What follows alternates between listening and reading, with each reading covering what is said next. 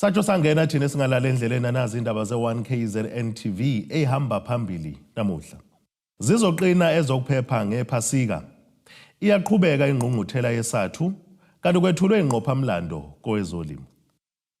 Indaba ze1KZN TV zifunde ukuphilana kaCebekhulu kamzimba umntwana uyakhuleka nina besilo. Sanibonani.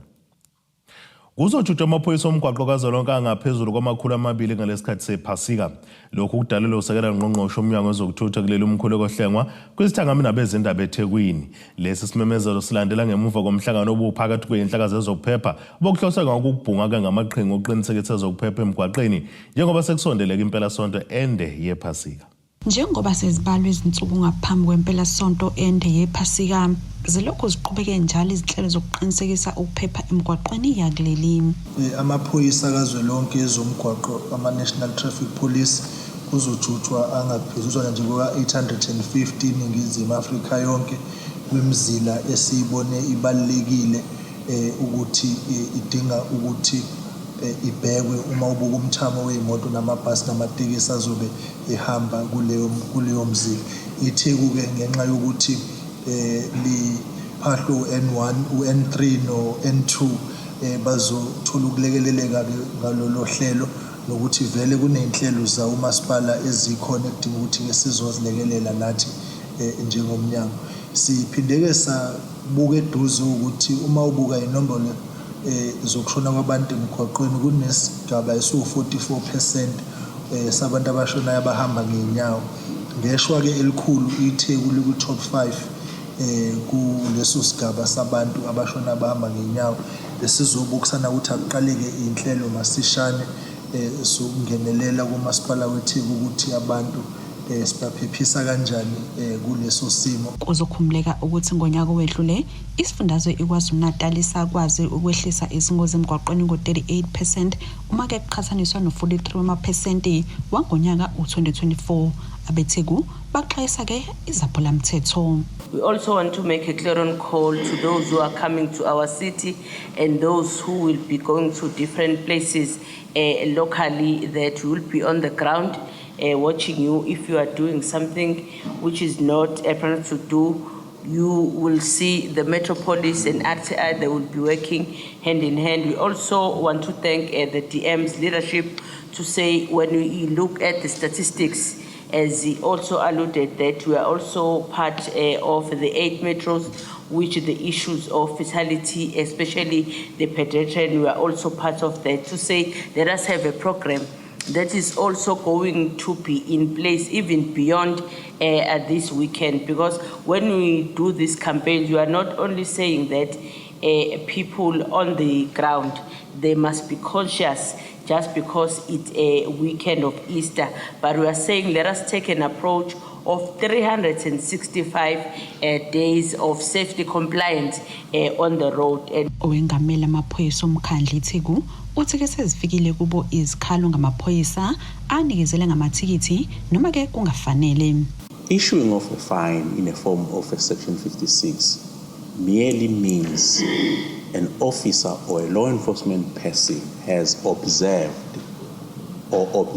you committing an offense, therefore is securing your attendance in court. It's not a determination of guilt. You appear in court, you make your representations, and together with the prosecutor, the magistrate will determine whether you've committed an offense. So there mustn't be any outcry. It's not, they are empowered by various legislations to issue fines to people who are committing various transgressions, depending on which category they are. Ezindabeni ze1KZN TV kube kuntombi khona Mvubu ngeseThekwini. Kulindele oba ke iphothule kusasa lokho kusaya ingqungquthela ye-14 yokukhetha ubuholi enyunyane yothisha kesathu KwaZulu-Natal.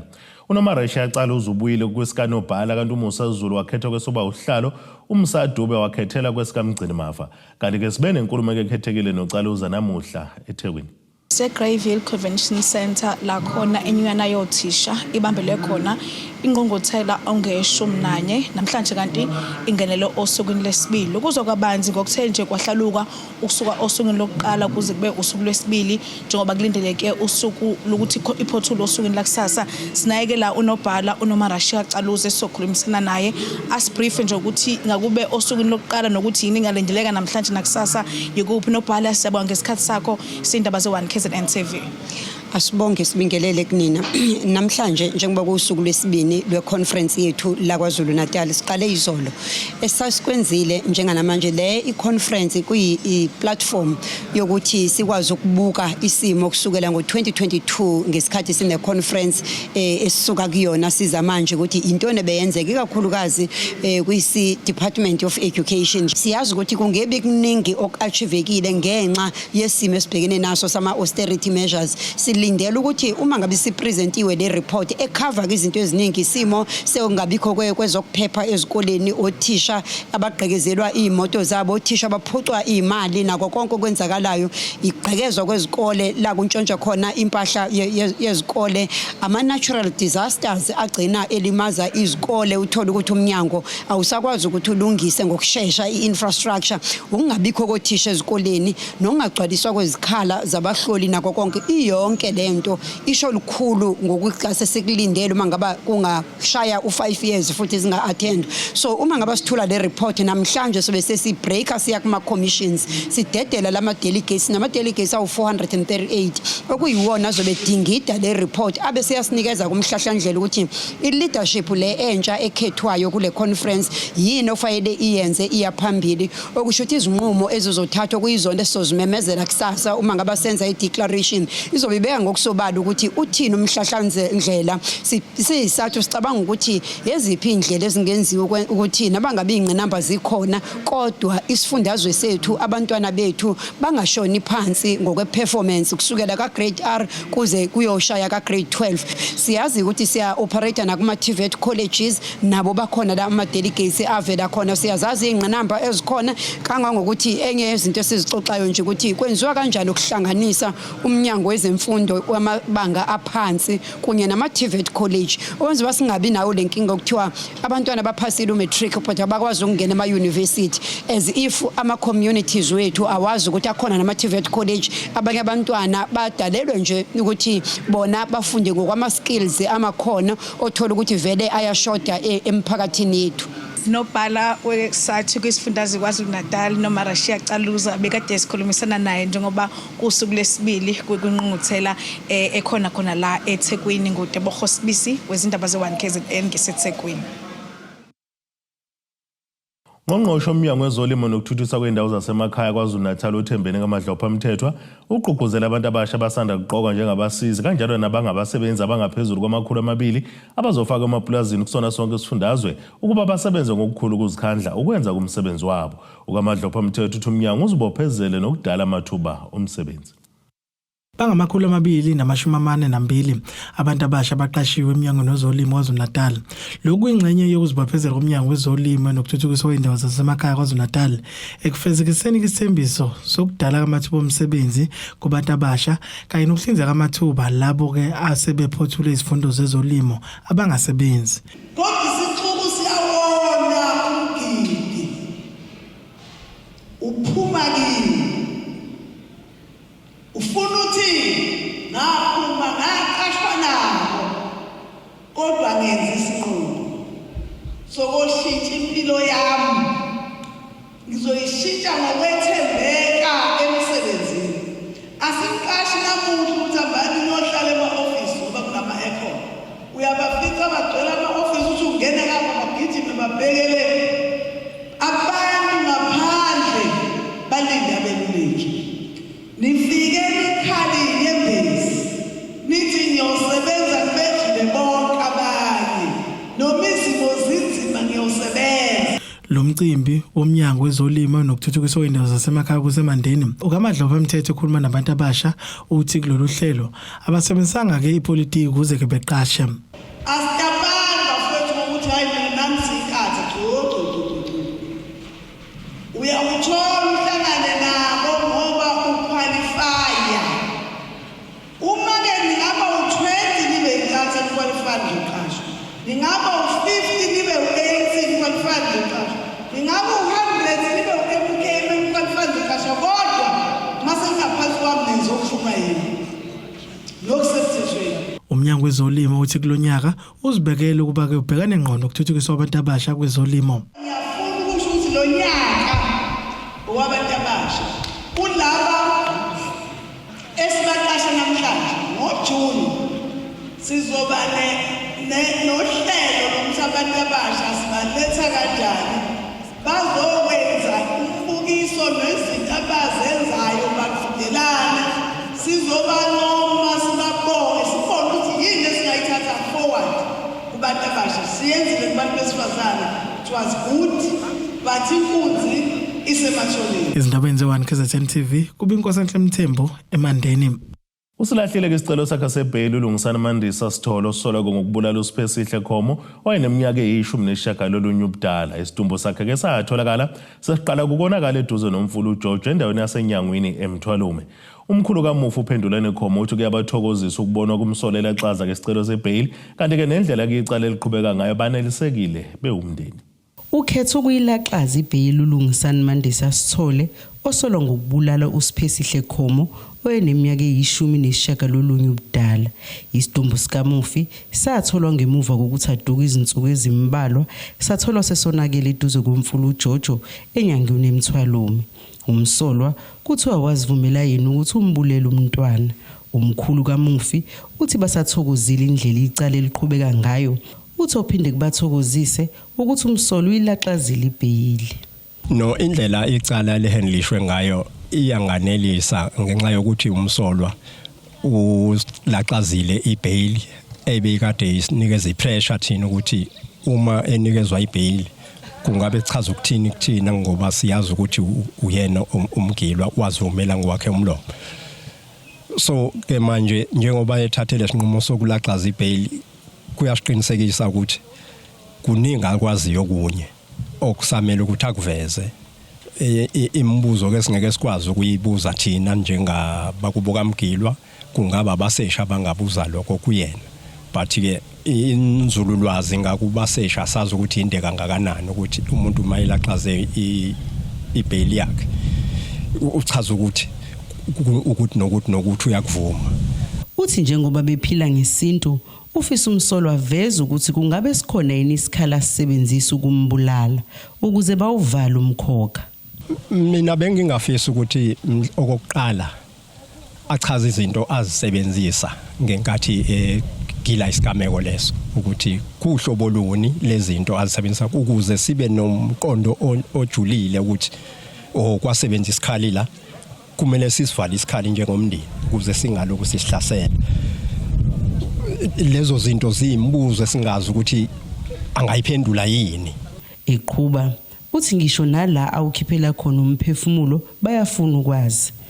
Asibuzele nje ukuthi izina azisebenzisa kanye nokuthi indawo yona eyipha akhiphela kuyona umphefumulo. Siyaqinisekisa kakhulu ukuthi ukuphumula kukho ngoba once uqala ukudla ifike inokho engqondweni into eyayibona akwehli iyayiblock ithumbu leli lokwehla ukudla liblock lingakuvumela ukulikwehla bese kuphukula ka ugcine manje sowuloku unti ngasho endlini ukuthi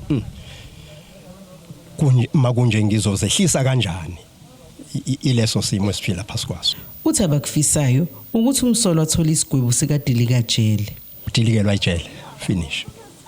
Akukho okunye okungadlula lokho endi kuyanganelisa nenkulumo yavezo uyise uma ethi kwayena ufisa adilikelwe ijele. Icala lihlehlela umhlazi ngama-29 kwephezulu.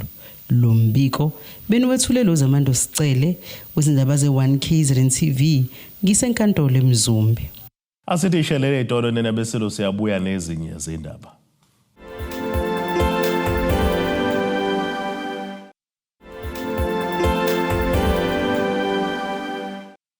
Asibonge siphinde sinamukele futhi kwindaba zethu ze1 KZN TV nazo kuzona ehamba phambili namuhla. Zizoqina ezokuphepha ngephasika. Iyaqhubeka ingqungquthela yesathu kanti kwethulwe ingqophamlando kowezolimo. Kutholakala ke nemoto kahulumeni ithutha ke izimpahla zasendlini ngesikhathi ke kuqhubeka izivimba umgwaqo emgwaqweni onguthela ke N2 kwimpambano omgwaqo yasesikhaleni enyakathweni kaMthaniya namuhla. Lokhu kwenzeka nje umasipala omhlathuze ubambisana namaphoyisa omgwaqo kanye nawe SAPS bebehlola izimoto kanye nabashayeli ukuthi basesimene esifanele yini sokuba semgwaqeni njengoba kuqala kamaholidi ePhasika. Umasipala omhlathuze wethule ngokusemthethweni uhlelo lwezokuphepha emgwaqeni ngesikhathi samaholide ePhasika. Lolu hlelo abalenza ngokubambisana namaphoyisa omgwaqo kanye ne-SAPS bahlose ngalo ukuqinisa ezokuphepha njengoba belindeleke izivakashi ezizothela ngomningi bazo zize kule ndawo. Lolu hlelo ke silibona lubalulekile ngoba indawo yethu yasemhlathuze cishe izoreceive abantu abangacishe bebe ngaphezulu ka-500,000. So u-500,000 wabantu esingase sireceive la uqhamuka endaweni ezahlukahlukene ucishe ulingane nepopulation yala emhlathuze. Kusho ukuthi indawo yethu just this period nje iyodwa sizoba nabantu cishe balinganisela kwimiliyoni kusuka kusasa kuze kube umsombuluko ekseni almost 1 million wabantu abazobela emhlathuze. Lokho kusho ukuthi ke fanele sikwazi ukusebenzisana nezinye inhlaka uqinisekisa ukuthi izakhamuzi ziphephile kanjalo futhi nabazobe bezivakashela endaweni yethu baphephile. Kulesi sivimba umgwaqo amaphoyisa kavimbe imoto kahulumeni ebetholeke izipahla zasendlini ngokwamaphephe bewaphethe ebengahambisani nendlela bebebheke ngakuyona. Lezi moto ke zombili zibe seziboshwa zobeke sezidedelwa uma ke ihhovisi elikhulu selisho kanjalo kanye nophenyo kweseliphotuliwe. Kuqala la umonakalo. Mina ngisibala nobhutami umonakalo we-date. I-date ishintshile and lana what was written that it was changed and la kune representative akoma signature. Akoma signatures bayishibam. Lebe noma uthanazi lento lana nino phela umsebenzi yenzayo. Lana ukuthi la furniture. Ungwezi uthi umthetho uzoqina kakhulu kulabo abawuphulayo.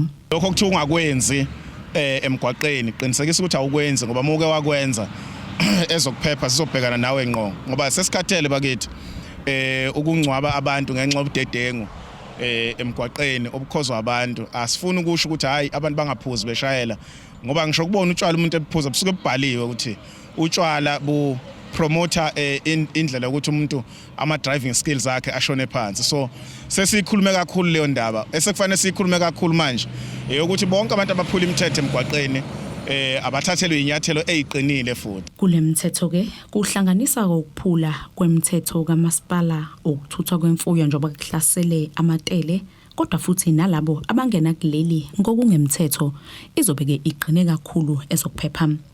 Estabeni ze 1KZN TV ngengusamukeliso enqulunga ngiseRichards Bay. Ukhala ke zimathonso wesifazana wasemadadeni eNewcastle enhle nelekamthaniya kulandela ukushiselwa ke indlu yakhe. Lona wesifazana uthi akazi ukuthi uzothatha ini ahlanganise nani njengoba abantu abebagadise umuzi wakhe bewuthungele ngomlilo. Uthi kuzwe ngomakhelwane ukuthi akaphuthume kuyasha. Owesifazane oshiselwe umuzi wakhe emadadeni eNewcastle uthi abantu abebehlala kuwona begadile baxabene bodwa basibeyashisa. Fike la nentombi yakhe bedakiwe bafike babasa iprama stove bayibeke eduze kwematras. So mina ngisingami ngibone ngathi kuyinto yamabomu ngoba umalume wakhe uJabulani bekumele aphume la ngenxa yokuthi kunama cases abenawo. So mina njengomnikazi wendawo yimo bekumele ukuthi ngimkhiphe ukuze kungahlukumezeki abanye omakhelwane ngenxa yakhe. So ngimangela ukuthi ubesasekhona lana angazi bathi kube nengxabano phakathi kwakhe nomshana wakhe. Umshana wakhe wazi kahle la ukuthi akusindawo kamalume wakhe indawo yami akanayo right ukuthi azoshisa la. Bekumele ahamba ayoshisa kamama wakhe la umalume wakhe afikele khona hayi la. Umbatha uthi lesehlo simhlukumezile njengoba ubesezinhlelweni zokuqhubeka nokwakha.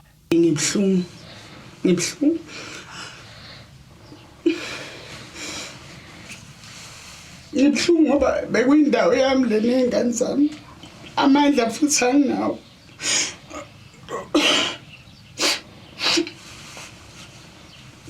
Le ndawo le bekuyindawo yokuthi kuzoba ishelter yami nabantwana ba. Manje bona mabenza kanje begadisiwe angazi ukuthi bangicabangele ini. Kanti umbatha uveze ukuthi akekho limalile kulesehlo. Abekho abalimalile ngoba vele bebengekho. Ilento engiyibukayo ukuthi kungenze ukuthi into yamabomu ngoba vele bekumele aphume umalume la endlini. kanti uthi ufuna ukulungiswa umbathanga lesi sigameko. Mina ngifuna nje ukuthi bajeze. Ngifuna nje bajeze. Umalume ngifuna jeze ukuthi uhambile waye police station waqamba manga wathi indle yakhe engasiyiyo. Bese lo mfana oshisile ngifuna alungise. Ngokwami nje ngifuna ubulungiswa nje kuphela la. Mangabe ehluleka kaboshwe khona bazofunda isifundo. Ezindabeni ze1KZN TV nguAyanda Dube ngisemadadeni. Umasipala umsunduzi kwaZulu-Natal wethule kwezimoto ezintshaceke izosiza lomkhandle ekunciphiseni ukuqasha imoto. Ekhuluma neziko leindaba umeya kunomasipala umzimkhulu uThebola uthi lokhu kuthenga kwabo kwezimoto kuzosiza ekutheni ke balwe ngokusheshsha nenkinga ke zamanzi ezakheleke lo masipala. Umasipala umsunduzi wethule izimoto ezintsha eziyi12 nokubheka ukuthi isebenze ukubhekana nezinkinga zamanzi emphakathini. Imeya lomasipala umzimkhulu uThebola uthi lokhu kuzobasiza kakhulu ekutheni bakwazi ukonga imali njengoba bebeqasha izimoto ukwenza lo msebenzi. Ndisa ifleet yethu namhlanje besithole imoto ezu12 kwi-water and sanitation unit yethu. Ngaphezulu kwalezi imoto nama-truck amabili TLB ne-jetting machine. Inhloso enkulu ukuqinisekisa ukuthi okokuqala siyanciphisa ukuqasha imoto. Okwesibili ukuzama ukuqinisekisa ukuthi sithatha isikhathi esincane kakhulu uma kuthiwa kunenkinga. Lezi imoto zizokwazi ukusisiza ukumaintaina ingqalasinda yethu. Uma kunama outage sikwazi ukusheshe sibuye sifinyelele emphakathini. Lo masipala uphinde waqinisekisa ukuthi abashayeli kumele basiphathe kahle lezi imoto bangatholakali sebesebenzisa ngendlela engefanele. Imoto zethu manje sezinama-camera ukuthi sikwazi ukuzimonitha ukuthi kwenzakala noma kuthiwa kuyenzeka umuntu utholakala esengozini sazi ukuthi ngabe umshayeli wethu noma i-third party yini ebinenkinga kulokho. Kodwa kwesibili sizama ukunciphisa nokungasetshenziswa ngendlela kweyimoto zethu ukuzithole zigcwele amamoli zigcwele kuphi. Lokho-ke kuyaphela njengoba sifika zisezinama-camera nje. Kodwa ngaphezu kwakho konke lokho sijabula kakhulu ukuthi laba abasidayisele lezi moto bazothatha abashayeli bazo bayobafaka kwi-training ukuthi bakwazi ukuzisebenzisa ngendlela efanele. Kuyasijabulisa-ke lokho ngoba wonke umuntu uyadinga ukuthi lokho kuye khunjuzwe kahle ngokomsebenzi awenzayo. Ukuzithuthukisa ikhono lakho into eyisidingo leyo ngaso sonke isikhathi. So siyabajabulela kakhulu abasebenzi bethu. Siyakholwa bazoyithatha lento bayiphathiswe kwekhali zamantumba ukwenzela ukuthi ekugcineni sikwazi ukunikeza abantu bakithi izinsiza abazideserve. Kanti lo masipala kamuva nje uke wabhekana nezinkinga eziningi zokunqamuka kwamanzi kwezinye izingxenye. Ezindabeni ze1KZN TV bikuThabani Maphumulo eMkungundlovu. Asithi ishelele iTolo nenebeselo siyabuya futhi nezinye izindaba.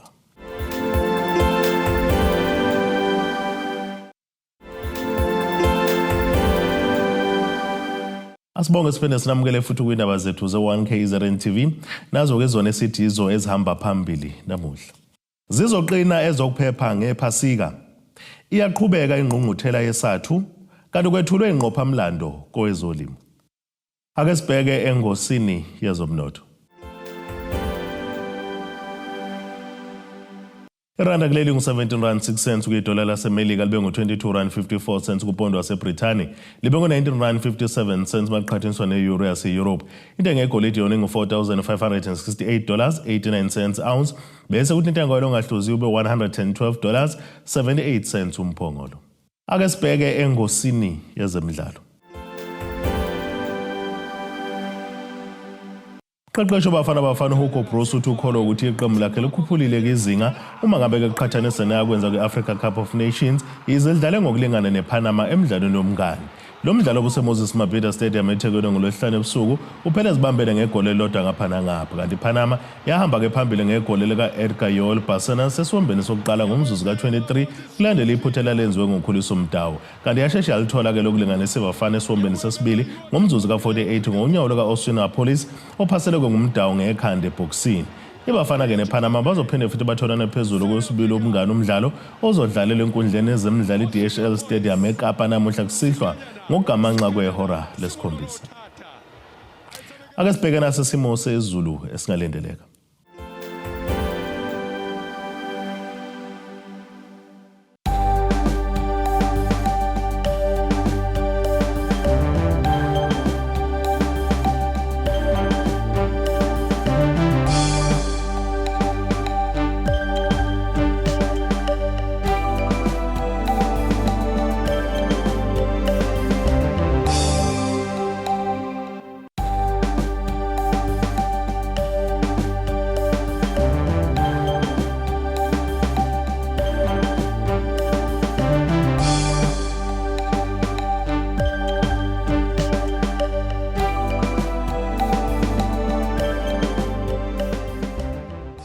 Iyane nabakaqamba lankomo zilahlekile zodliwa umdlebe kwasoshangane kwamzimba umntwana nethimba lonke leindaba sithi khumu.